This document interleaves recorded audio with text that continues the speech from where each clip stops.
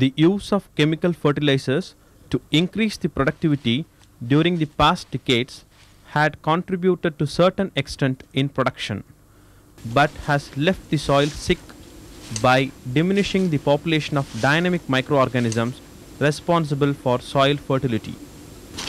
In recent times, the revolution in the agro sector has brought in many farm implements which resulted in the decline of cattle usage. Hence, the availability of cow dung, the black gold, which is the wealth of soil, has reduced so much.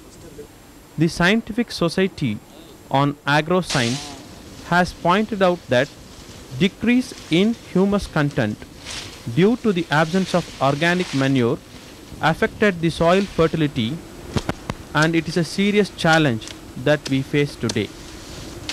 For last 30 years we were using completely chemical fertilizers like urea, sulfate and so many things. Millions of bacteria are living in that and helping the plant to grow and enrich. But today what happened, because you have used the complete fertilizers, all these bacterial population which were helping the soil well, which were helping the plant, has come down and its population has gone to a very low level, and that is why today you will find that number of diseases are coming. Why? Because the helping microorganism has gone away from the soil, and so many of the disease organism has come in. At this juncture, application of biocompost has become the need of hour to maintain soil fertility. The biocompost manures used in Philippines, Kenya, United States and other places have given vigor and wealth to the soil. The use of biocompost manure has helped to cut down the use of chemical fertilizers. Biocompost is an enriched organic manure which is produced from spent wash and press mud, the major byproducts of sugar industry. Pressed mud is a sugarcane plant cell mass with residual soil and crop nutrients. It is separated during sugar processing. Spent wash is generated during alcohol production, which contains plant nutrients and other metabolites. Spent wash was regarded as one of the waste material, and you cannot leave it in the river or any water course because it absorbs the oxygen from the river water itself. So we have to find an alternative method. So what we have devised is, we are having two methods of utilization. One is for liquid manure application on land, and another method is composting. We are getting this press mud from the sugar industry, and it is coming from there through the trucks and transferred to this yard.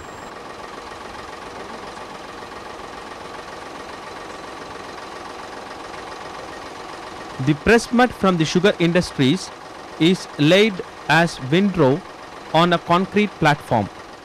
The concrete yard prevents the ground pollution by avoiding leaching of water from the composite into the ground.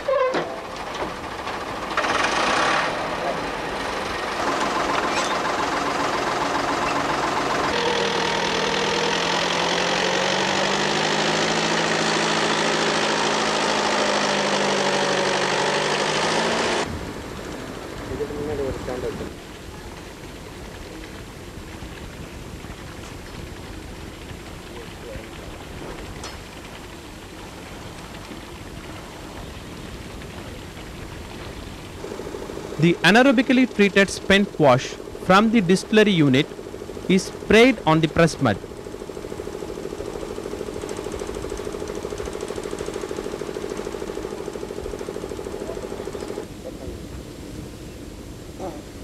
It contains lot of millions of bacteria working, and this is an aerobic bacterial culture which converts this press mud into compost manure. And once we form the windrows, we apply this microbial inoculum on that one, and then we are turning using this windrow turner. Using aerotiller, the windrows are inoculated with aerobic bacteria such as Azospirillum and Phosphobacter.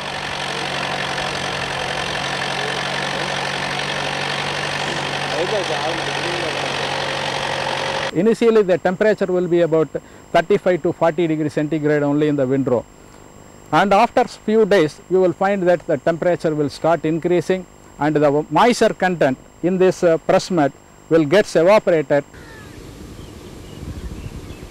The aerobic process increases the temperature of the compost, thus the moisture content is reduced to 50%.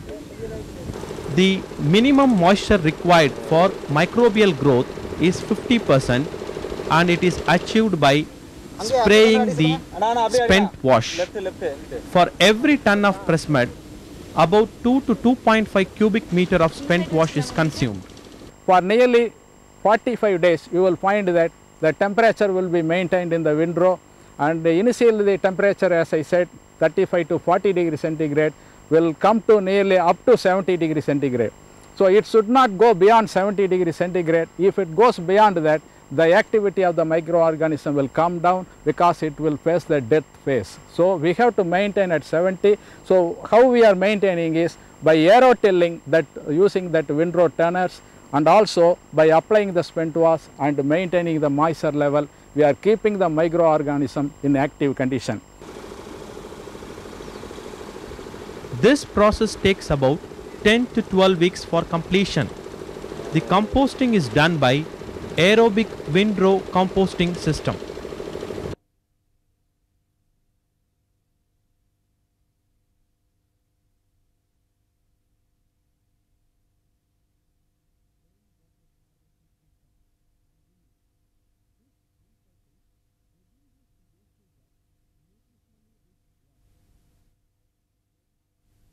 Rainwater harvesting system and reused. This recycle reduces the wastage of nutritionally rich wash.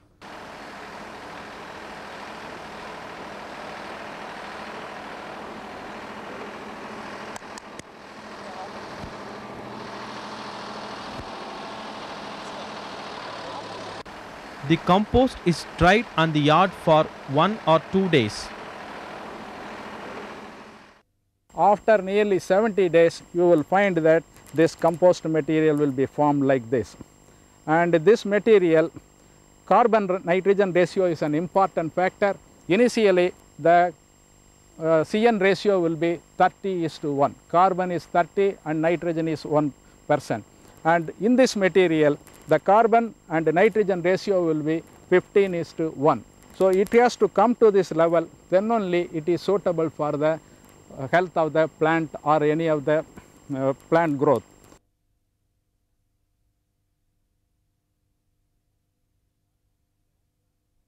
The compost is thoroughly analyzed in the laboratory for its nutrient contents. Organic carbon 20 to 25%, nitrogen 1.5 to 2.5%, phosphorus 1.5 to 2.3%, potassium 3.5 to 5%, calcium 4 to 7%, magnesium 1.3 to 2.5%, sulfur 0.5 to 1.25%, manganese 500 to 700 parts per million, zinc 400 to 600 parts per million, ferrous 100 to 150 parts per million, copper 30 to 60 parts per million, carbon nitrogen ratio 15:1.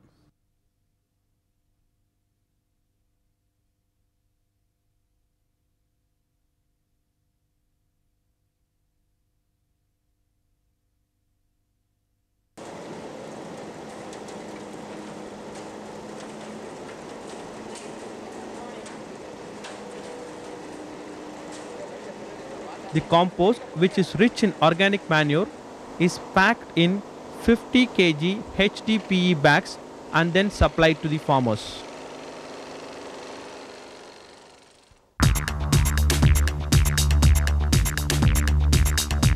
The compost contains all essential nutrients needed for boosted growth of crops and trees. It also contains trace elements and micronutrients required by the crops. Biodecompost facilitates the effective intake of chemical fertilizers by the plants.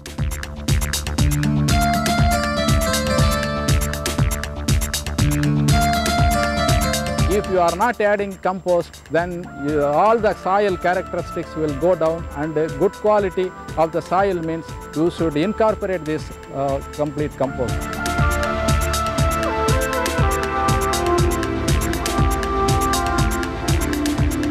It is a best composite fertilizer for sugarcane, banana, mango, tobacco, turmeric, and onion.